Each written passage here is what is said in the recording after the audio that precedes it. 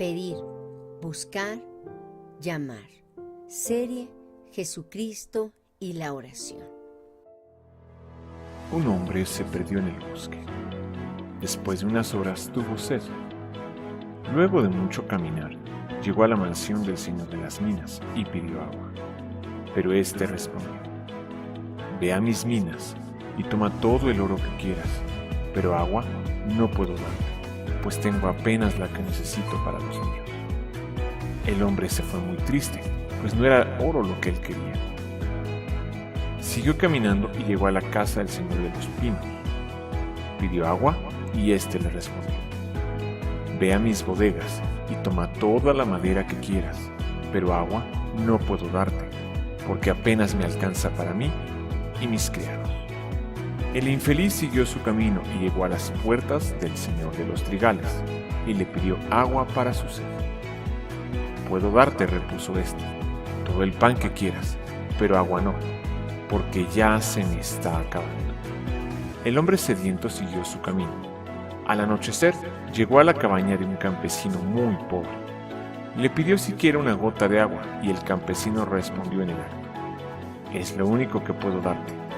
Ven y toma toda la que quieras. Y le llevó a un manantial oculto y allí bebió hasta saciarse. Del mismo modo, el corazón que suspira por Dios, solo en Dios puede sentirse satisfecho. Debemos pedir para que nuestro gozo sea cumplido al recibir la respuesta, pero también debemos buscar con la motivación correcta y llamar a otros a disfrutar de este privilegio de tener una amistad con Dios y tener respuesta a las oraciones. Mateo 7:7. Pidan y se les dará. Busquen y encontrarán. Llamen y se les abrirá. Veamos con detalle cada uno de estos 3 mandamientos: pedir, buscar y llamar, que Jesús nos dio respecto a la oración. Primero, pedir. ¿Por qué pedir a Dios si Él ya sabe lo que necesitamos?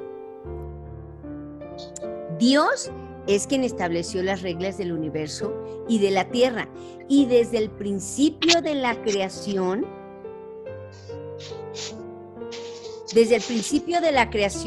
entregó toda la autoridad del planeta Tierra al hombre, el cual, al desobedecer, la entregó al diablo. Y por eso el mundo entero está bajo el maligno y Satanás es el príncipe de este mundo. Y por eso hay caos, confusión, violencia y maldad. Dicho sea de paso, esta verdad contesta el argumento que los ateos e incrédulos utilizan cuando dicen que si Dios existe, ¿por qué hay maldad y caos en el mundo? Esa es la respuesta: que el diablo es quien gobierna el mundo, por eso tanta injusticia, perversidad y maldad. Pero vino Jesucristo y quitó a Satanás toda autoridad, pero estableció su reino en el corazón de los hombres, no físicamente en la tierra. Cuando Jesús regrese por segunda vez, entonces derrotará física y permanentemente al diablo y establecerá su reino de justicia en el mundo. Pero hasta que eso suceda, nos da la libertad de elegir si le obedecemos a Él o no. Entonces, eso nos lleva a entender que Dios no interviene en la voluntad humana para obligarlo o hacer lo que Él quiere, aunque tiene el poder para hacerlo, sino que respeta al hombre, lo considera y lo aprecia, y por eso necesita que seamos nosotros quienes les pidamos lo que necesitamos para que pueda dárnoslo. Sin embargo, Dios nos ama demasiado como para quedarse con los brazos cruzados, ¿no? Por eso envió a Jesús y a su Espíritu Santo, para que nos convenza, para que nos insistan. Dios es tan maravillosamente bueno que, como anhela bendecirnos y tiene muchas bendiciones para darnos, pone en nuestro corazón y nuestra mente lo que Él quiere que le pidamos. a fin de poder dárnoslo y seguir las reglas que él mismo estableció. Vamos a ver 3 ejemplos.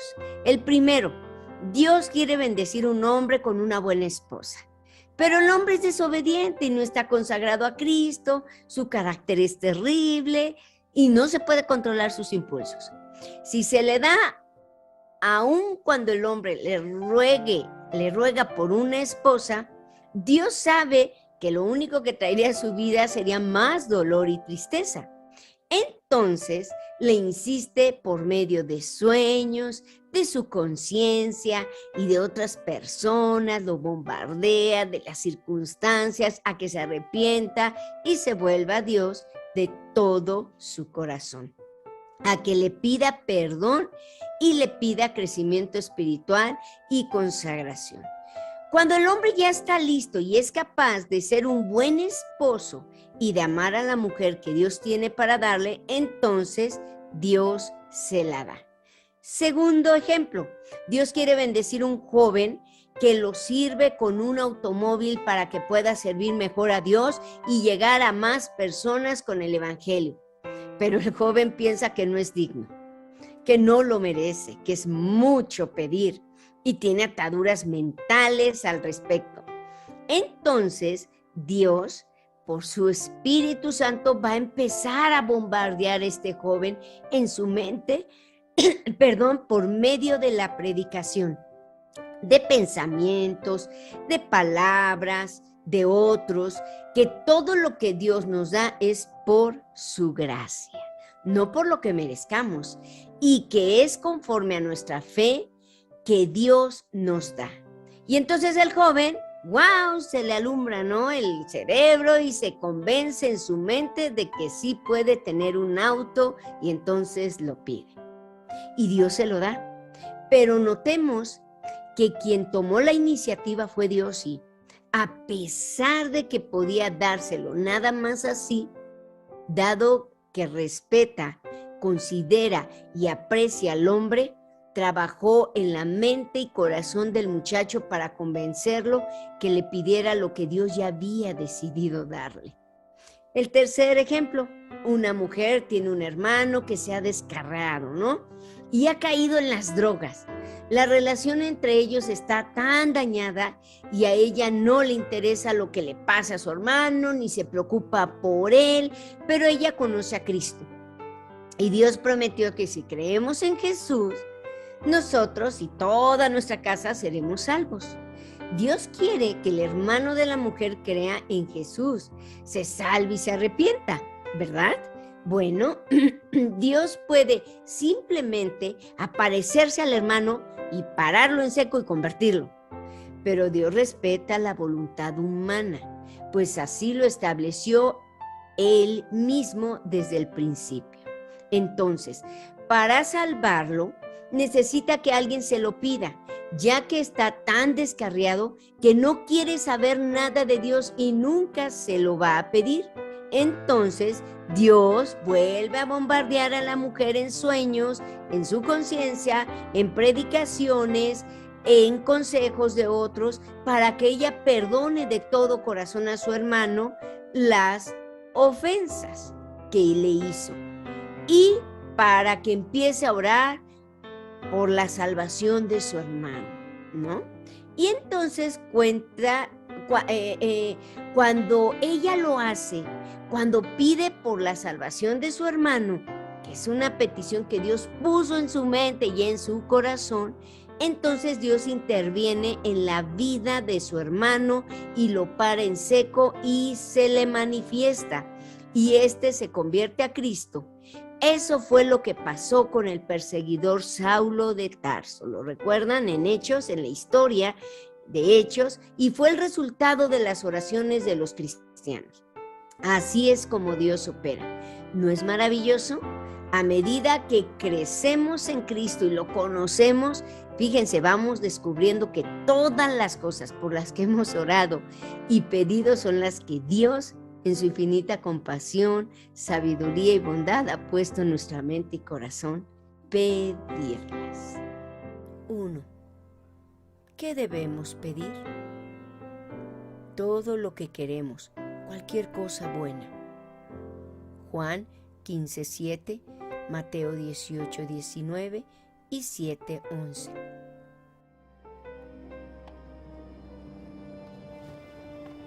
Si permanecen en mí y mis palabras permanecen en ustedes, pidan lo que quieran y se les concederá.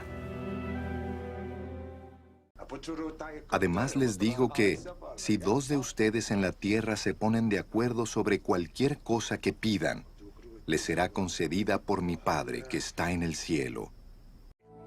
Pues si ustedes, aun siendo malos, saben dar cosas buenas a sus hijos, ¿cuánto más su Padre que está en el cielo dará cosas buenas a los que le pidan? El Espíritu Santo. Lucas 11:13b. Pues si ustedes, aun siendo malos, saben dar cosas buenas a sus hijos, ¿cuánto más el Padre Celestial dará el Espíritu Santo a quienes se lo pidan? Ser llenos del conocimiento de la voluntad de Dios. Colosenses 1:9. Así que, desde que supimos de ustedes, no dejamos de tenerlos presentes en nuestras oraciones. Le pedimos a Dios que les dé pleno conocimiento de su voluntad y que les conceda sabiduría y comprensión espiritual. ¿Por qué a veces Dios nos niega nuestras peticiones? Dios a veces nos niega nuestras peticiones porque es compasivo, sabio y bueno, y Dios nos da y nos responde conforme a su carácter, no conforme a lo que nosotros creemos que es lo mejor. Cuando pedimos, podemos hacerlo de manera correcta, conforme a la voluntad de Dios, o podemos hacerlo de manera incorrecta y egoísta, y Dios obviamente sabe eso. Es muy obvio el por qué Dios nos niega nuestras peticiones cuando pedimos de manera incorrecta y egoísta y no conforme a su voluntad. El Espíritu Santo lo revela así por medio de Santiago, allí en el capítulo 4, cuando dice: piden y no reciben porque piden mal para gastar en sus deleites. Dios conoce nuestro corazón, Dios conoce nuestros más íntimos pensamientos y las verdaderas intenciones, y a veces estamos pidiendo algo que es conforme a su voluntad, pero nuestra motivación en nuestro corazón es egoísta y carnal. 2 personas, 2 cristianos pueden estar pidiendo exactamente lo mismo, una necesidad genuina y lícita, como una esposa, como un auto, como una casa, como un trabajo, que son la voluntad de Dios, pero uno lo hace con una motivación e intención correcta y sincera, y de corazón quiere glorificar a Dios y cumplir sus propósitos, pero el otro simplemente lo hace de una manera egoísta y carnal, y Dios sabe, Dios conoce eso. Por ejemplo, 2 cristianos están orando por un auto último modelo, ¿no? Los 2 le están pidiendo a Dios: Padre, yo te pido un auto del año porque no quiero estar con el mecánico y no quiero estar con latas. Uno de los 2 lo pide porque quiere llevar el evangelio a muchos lugares diferentes y necesita un auto que no le dé problemas para servir mejor a Dios. Pareciera que los 2 están pidiendo: oye, ¿por qué estás pidiendo un auto del año, no? De hecho, este cristiano que está pidiendo esto seguramente ya sirve a Dios y lleva el evangelio a muchos lugares, pero sabe que si tuviera un auto nuevo, podría no solo seguir haciendo lo que ya hace, sino ampliar sus horizontes y llegar más lejos y a más personas con el evangelio. El otro cristiano, sin embargo, quiere un auto nuevo para hacer su vida más cómoda, y en lo más profundo de su corazón, aun cuando no lo diga por fuera, quiere presumir de su fe y sentirse superior a otros. Dios conoce y ve los pensamientos y las intenciones del corazón, y obviamente va a negar su petición al segundo, y eso contestaría con claridad por qué Dios le negó su petición. Sin embargo, el problema reside en que muchas veces aunque pedimos conforme a su voluntad y con una motivación y actitud sinceras de todo corazón, y queremos glorificar a Dios y nuestra motivación es correcta, Dios a veces nos niega esa petición. ¿Por qué? Hay 4 razones por las cuales Dios nos puede negar una petición honesta, sincera y lícita. Primera, porque tiene algo mejor que lo que estamos pidiendo. Yo le pedía una esposa y Dios me la negó muchas veces, porque Dios me tenía esa pues muñequita preciosa que tengo desde hace ya 26 años, ¿no?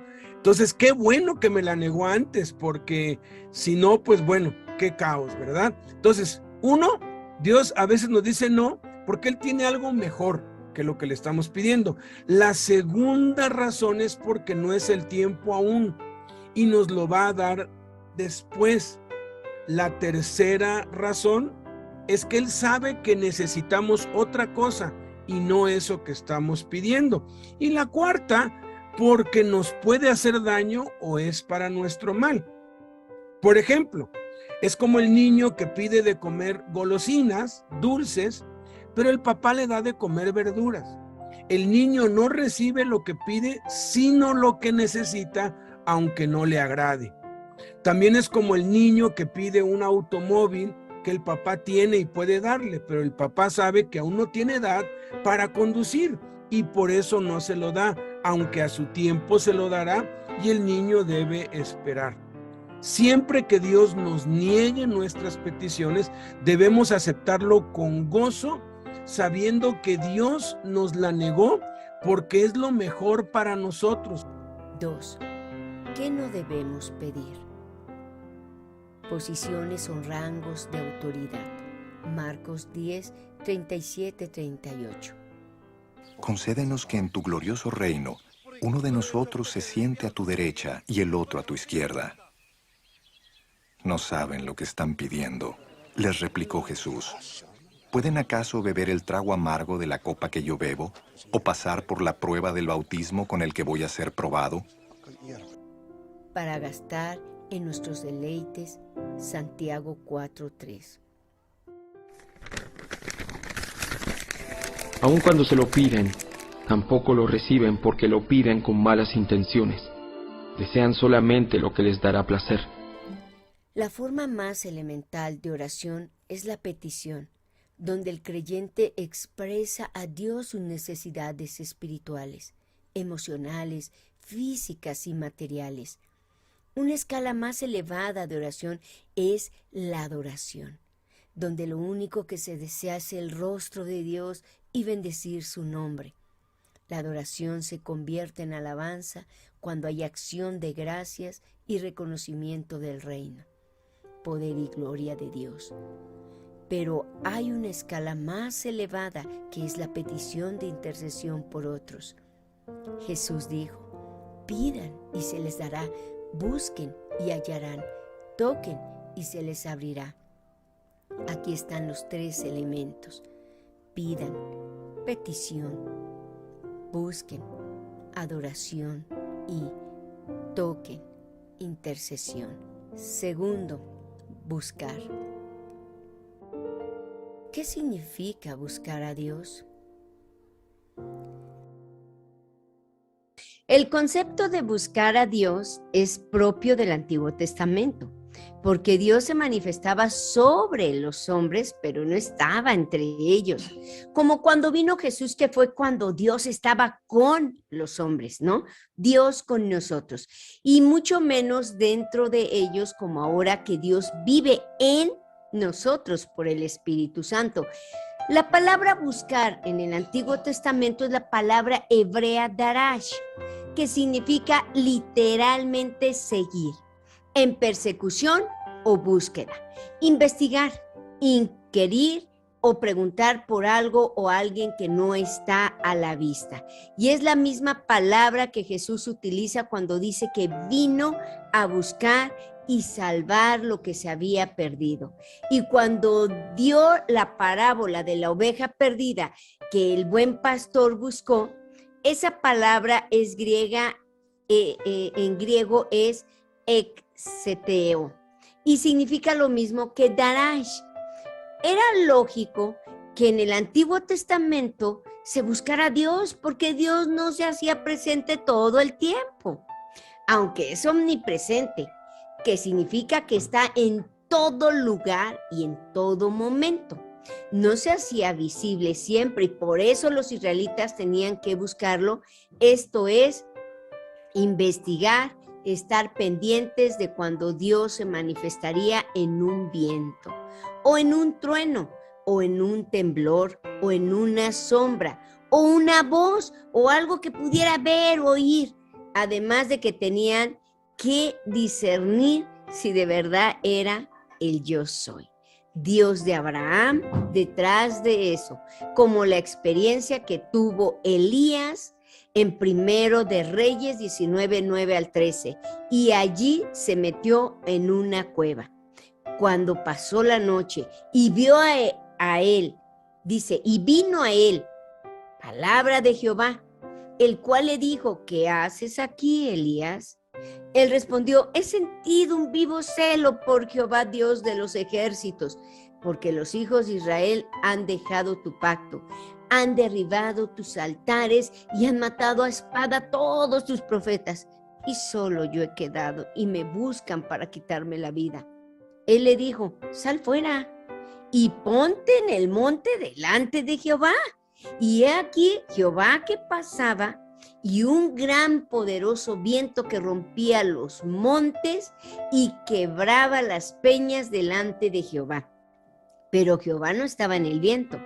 Y tras el viento un terremoto, pero Jehová no estaba en el terremoto. Y tras el terremoto un fuego, pero Jehová no estaba en el fuego. Y tras el fuego un silbo apacible y delicado, y cuando lo oyó Elías, cubrió su rostro con su manto y salió. Y se puso a la puerta de la cueva, y aquí vino a él una voz diciendo, ¿qué haces aquí, Elías? Pero todo eso cambió cuando vino Jesús, Emmanuel, Dios con nosotros, pues Dios se hizo visible en la persona de Jesús y anduvo en medio de su pueblo, tal y como estaba profetizado. Entonces Jesús aseguró, les conviene que yo me vaya, porque si me fuere les enviaré otro consolador, otro igual a mí, para que esté con ustedes para siempre, el cual está con ustedes, pero estará en ustedes. Desde Pentecostés, el Espíritu Santo vino a morar dentro de todos los que creen en Jesús, tal y como Él lo había predicho cuando dijo, el que cree en mí, como dice la Escritura, de su interior correrán ríos de agua viva. Esto dijo del Espíritu que habían de recibir los que creyesen en Él, pues aún no había venido el Espíritu Santo, porque Jesús no había sido aún glorificado.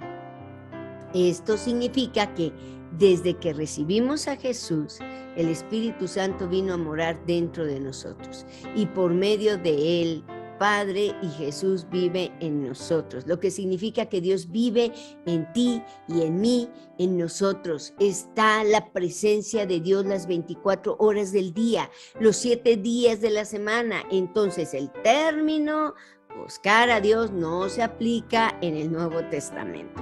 En la gracia, porque Dios está en nosotros y nosotros estamos en Él. En el versículo, en todo, fíjense, el único versículo en todo el Nuevo Testamento donde parece decir que debemos buscar a Dios es en Hebreos 11:6, que dice, pero sin fe es imposible agradar a Dios, porque es necesario que Él se acerca a Dios, crea que le hay y que es galardonador de los que le buscan.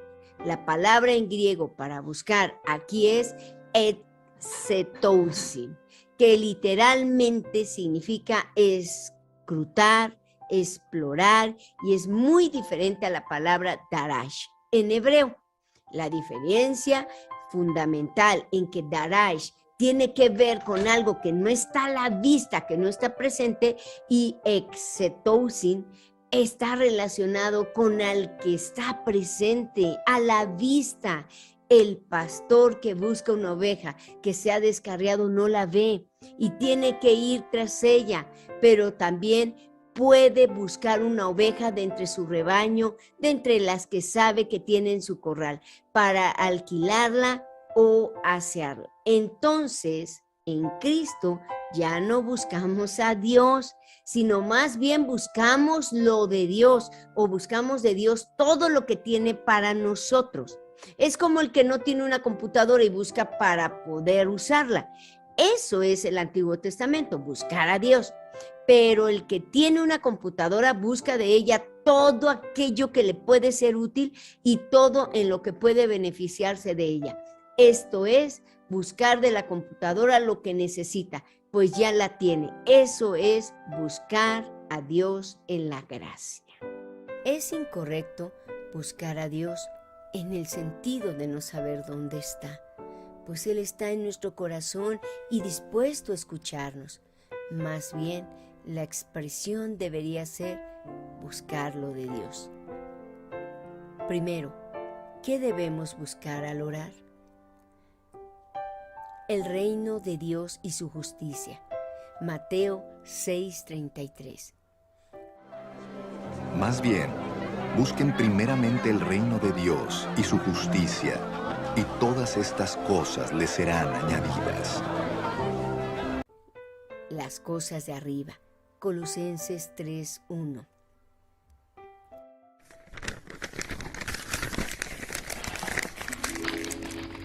Yo, Pablo, elegido por la voluntad de Dios para ser apóstol de Cristo Jesús, y nuestro hermano Timoteo. Los que están perdidos. Lucas 19:10.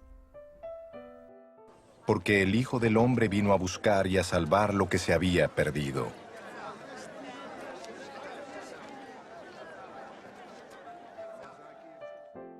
La gloria de Dios. Juan 7:18. El que habla por cuenta propia busca su vanagloria. En cambio, el que busca glorificar al que lo envió es una persona íntegra y sin doblez. 2. ¿Qué no debemos buscar al orar? Comida, bebida y ropa. Mateo 6:32. Los paganos andan tras todas estas cosas, pero el Padre Celestial sabe que ustedes las necesitan. Lo propio. Juan 7:18, Filipenses 2:21. El que habla por cuenta propia busca su vanagloria. En cambio, el que busca glorificar al que lo envió es una persona íntegra y sin doblez. Todos los demás solo se ocupan de sí mismos y no de lo que es importante para Jesucristo. Sabiduría humana. Primera de Corintios 1:22. Es ridícula para los judíos, que piden señales del cielo, y es ridícula para los griegos, que buscan la sabiduría humana. Gloria de los hombres. Primera de Tesalonicenses 2:6. En cuanto a elogios humanos, nunca los hemos buscado ni de ustedes, ni de nadie. El cristiano que no obedece a Jesús por ignorancia o rebeldía, descubrirá que toda la vida sufrirá, especialmente en su vida de oración. Vivir correctamente significa orar correctamente. Buscar de Dios te beneficiará en esta vida. Todas las cosas que Jesús dijo tenían sentido y por lo tanto hace que nuestras vidas sean mejores. Él lo puso en las siguientes palabras en Juan 10:10. El propósito del ladrón es robar y matar y destruir. Mi propósito es de darles una vida plena y abundante. O sea, que Él quiere que vivamos vidas plenas. Otra enseñanza para que vivamos mejor está en Mateo 7:12.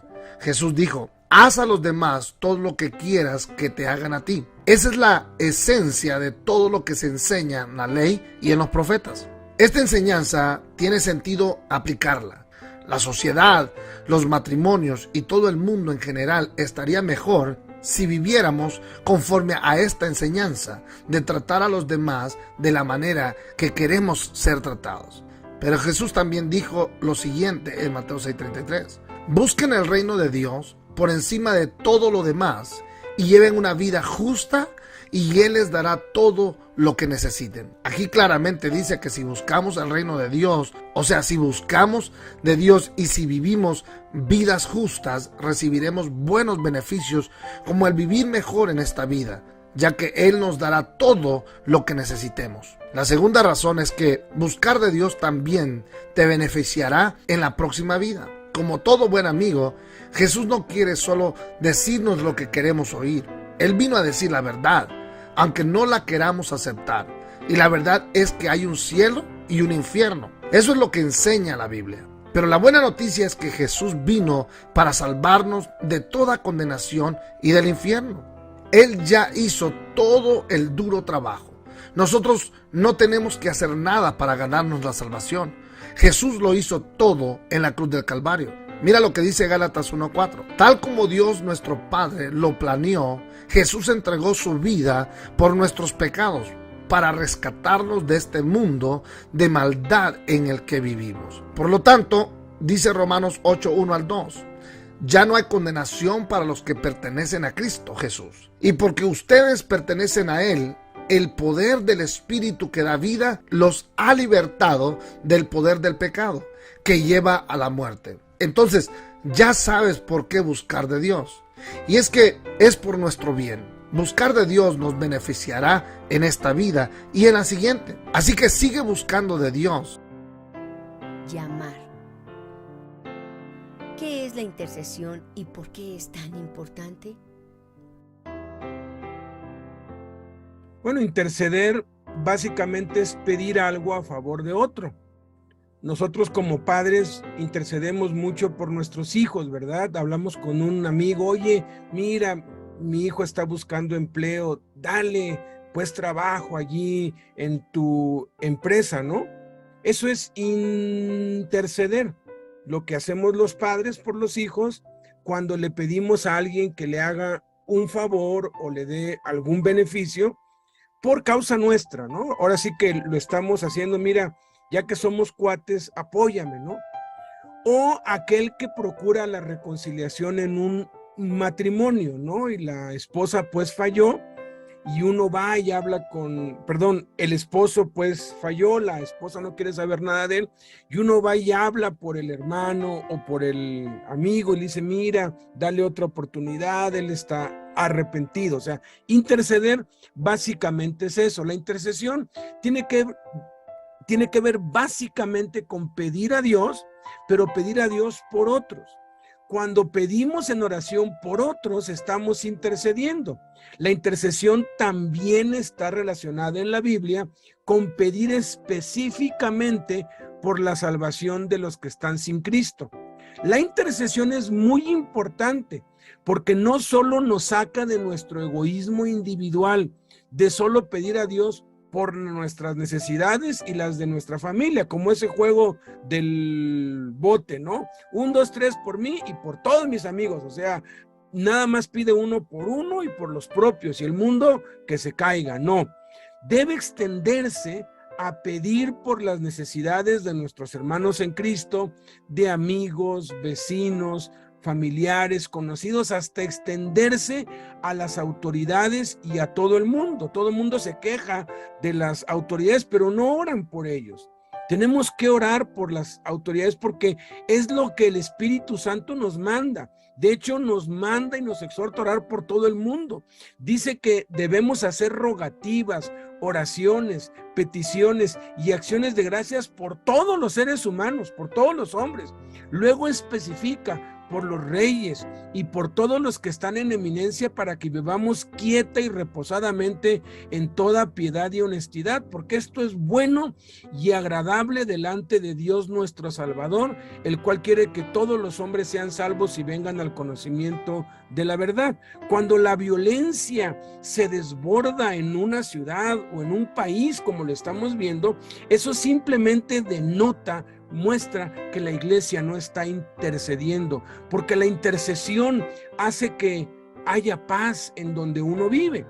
La intercesión es el nivel más elevado de la oración y es lo que nos hace ser semejantes a Jesucristo, porque desde hace 2000 años que fue llevado a la diestra del Padre, Jesús vive para interceder por nosotros. El ministerio de Cristo en el cielo es interceder por ti y por mí, para que nosotros intercedamos por otros y por las autoridades, por todos los sectores de la sociedad, gobierno, empresas, negocios, hospitales, escuelas, cárceles, orfanatorios, albergues, guarderías, etcétera, etcétera, y por todos los países del mundo. Hay algunos pesimistas que dicen que no tiene caso orar por los países, porque piensan que nuestras oraciones no pueden hacer ninguna diferencia o no tienen ningún poder o influencia en los países, pero ¿sabes qué? Se equivocan rotundamente. En las siguientes 2 lecciones demostraremos que cada oración por cada país o sector de la sociedad, por muy insignificante y débil que parezca, es absolutamente necesaria e indispensable para que la obra de Dios se lleve a cabo de acuerdo con sus planes y sus propósitos. De verdad que es un privilegio enorme, inmenso, ser parte de la obra de Dios en todo el mundo por medio de la intercesión. Vale la pena comprarse unos mapas en cualquier papelería, venden los mapas o de la ciudad que está dividida por delegaciones, o de todo el país que está dividido por estados, o de cada continente, y orar pues con esos mapas y pedirle: Padre, que tu reino venga a cada uno de estos países, que tu iglesia despierte aquí, que se multipliquen las iglesias en casas, que tu Espíritu Santo, Señor, toque a todos, y oras por nombre por cada país. Parece que no hay ningún efecto, pero la verdad es lo que se necesita para que el evangelio siga avanzando. Yo, cuando tengo muchas trabas y muchos tropiezos para entrar en la cárcel, sé que es porque no están orando muchos. Entonces me pongo a pedirle a los presos: oren, y a los voluntarios y a todos, y de pronto, como cuchillo en la mantequilla, así el evangelio, el mensaje corre.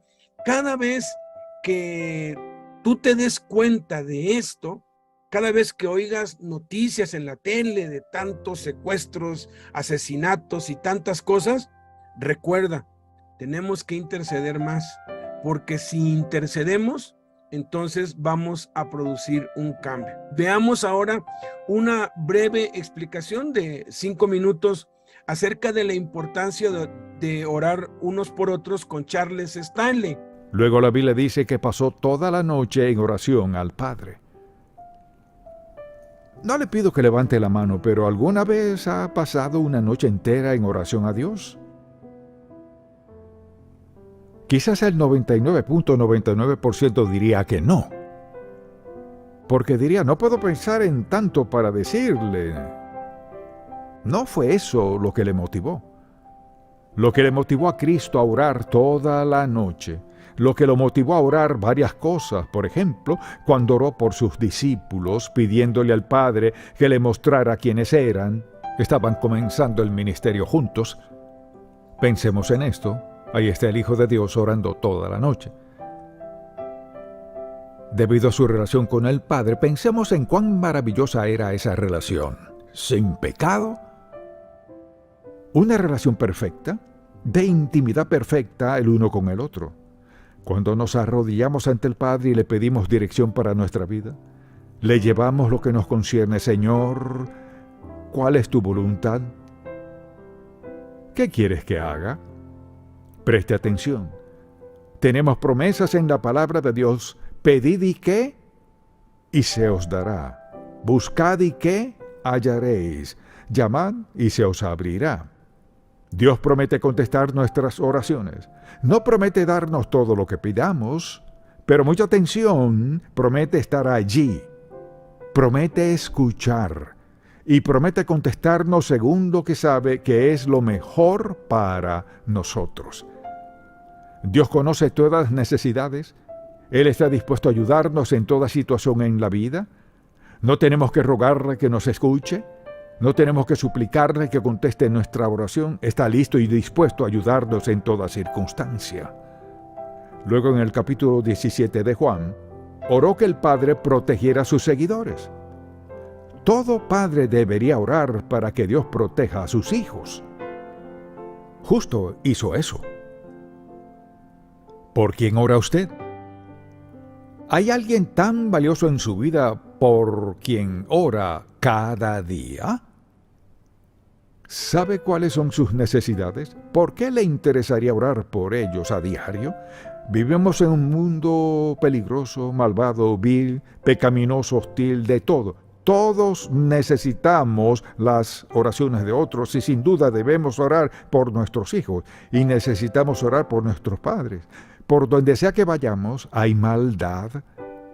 Cristo oró por sus discípulos para que Dios los protegiera. Dijo que los guardes del mal. Todos, si oramos mucho, lucharemos con el diablo, porque hará esto. Hará lo posible por distraer nuestra mente cuando estaremos orando. Hará que pensemos en otra cosa. ¿No ha pasado en algún momento en su vida que estando orando y cuando viene a darse cuenta está pensando en algo que nada tiene que ver con lo que empezó? Porque Satanás interrumpirá su oración. Él es nuestro enemigo. No quiere que pasemos tiempo en el lugar más valioso, haciendo lo más valioso que podríamos hacer. Así que Jesucristo tuvo que confrontarlo. Luego la Biblia dice que estuvo en agonía mientras oraba. O sea, cuando estaba hablando con el Padre acerca de la crucifixión, agonizaba. Alguien dirá, bueno, ¿qué significa agonizar? Significa esto. Significa que el problema es tan preocupante y la carga tan pesada que piensa, Señor, no sé cómo manejar esto. Ahora, Cristo no tenía que decir, no sé cómo manejarlo, pero a veces nosotros sí. Señor, necesito que me ayudes. No sé qué hacer en este momento, pero Señor, prometiste escucharme y prometiste contestar mi oración. Dios. Y se encuentra llorando, preguntándose, ¿qué hará Dios? ¿Acaso Dios siempre contesta nuestras oraciones cuando le pedimos? No siempre. No solo porque se lo pedimos en ese momento. Mire, cualquier petición, Él escucha y contestará cuando esté listo, cuando sepa que estamos listos y que es el tiempo propicio para que sea glorificado y honrado al contestar la oración. Y si usted ha orado mucho, llegará un momento en su vida, en situaciones y circunstancias que serán agonizantes. Situaciones que estarán fuera de su control. Al único a quien podrá acudir para recibir ayuda es Dios. Pienso en quienes llegan a casa y encuentran una nota de su esposa o su esposo que dice, me voy, este matrimonio se acabó. O un hijo o una hija que dice, ya no quiero vivir en la casa, o el caso que sea. Todos hemos escuchado malas noticias en algún momento en nuestra vida. Todos hemos recibido malas noticias que sentimos, Señor, ¿qué hago ahora? Quizás un sentido de desesperación ahora en su lugar de oración. Cualquiera que sea, es como que si Dios estuviera esperándole. ¿A quiénes debemos llamar? A los pecadores al arrepentimiento. Mateo 9:13. Pero vayan y aprendan qué significa esto. Lo que pido de ustedes es misericordia y no sacrificios, porque no he venido a llamar a justos, sino a pecadores. A los creyentes, al discipulado.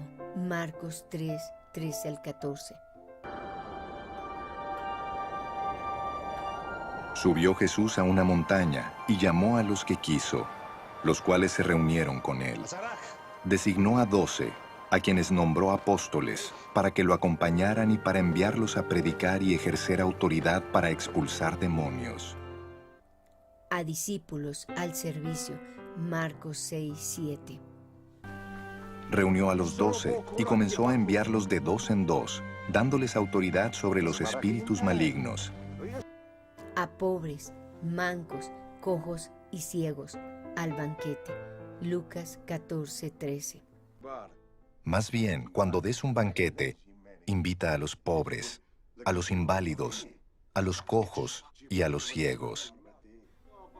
A los enfermos para ser sanados. Lucas 13, 12, 13. Cuando Jesús la vio, la llamó y le dijo: Mujer, quedas libre de tu enfermedad.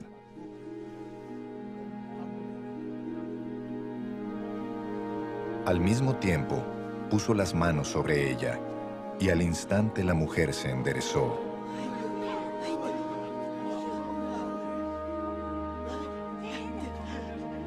Y empezó a alabar a Dios. Pedid y se os dará, buscad y hallaréis, llamad y se os abrirá. Porque todo aquel que pide recibe, y el que busca halla, y al que llama se le abrirá. Generalmente cuando escuchamos esta promesa, la gente suele pensar que es un cheque en blanco girado al portador, y que podemos pedir conforme a nuestra humana carnalidad, y no conforme a la voluntad de Dios.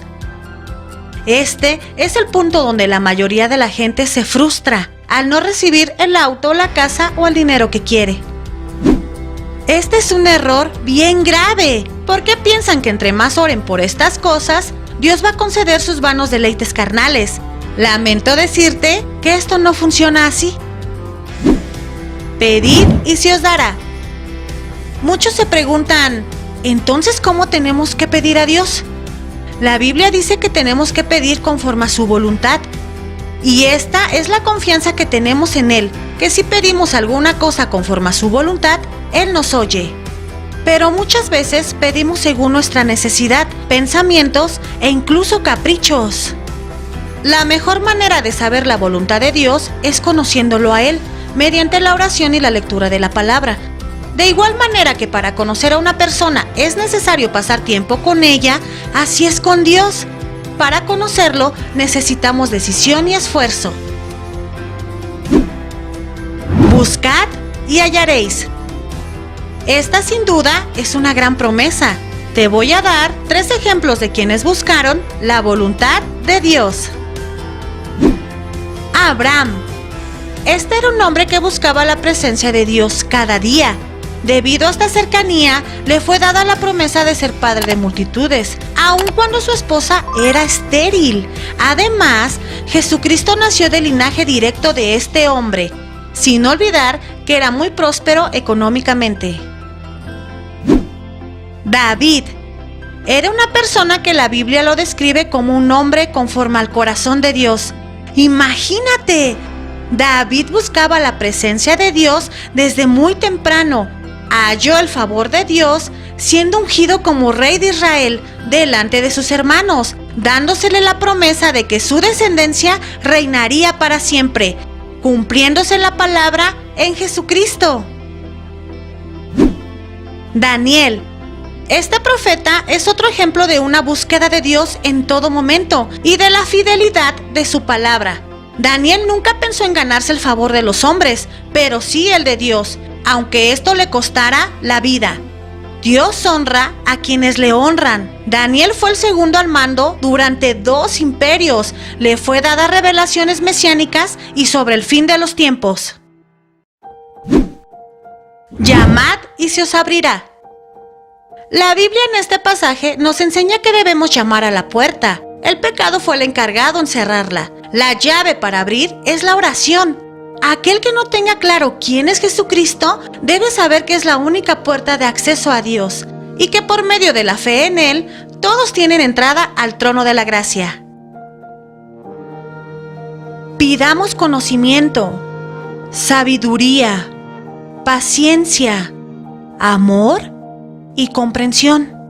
Lo demás lo añadirá, pues Él ya sabe tus necesidades.